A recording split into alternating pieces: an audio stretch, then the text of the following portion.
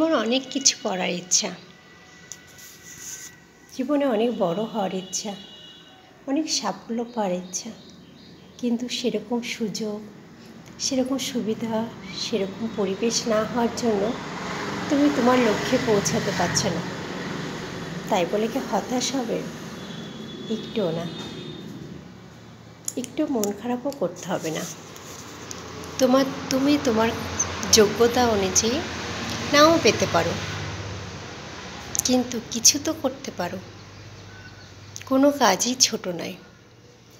যেটুকু করতে পারো, যেটুকু তোমার ক্ষমতা এই মুহূর্তে তোমার কাছে আছে, সেইটুকু কাজে লাগাও। শুধু শুধু সময়টাকে অপচয় করে লাভ নেই। নিশ্চয়ই সুযোগ কখনো কখনো আসতে পারে, সেই সময়ের জন্য অপেক্ষা করো। আর এখন যেটুকু তোমার করার সামর্থ্য, সেইটুকুতেই শুরু করো।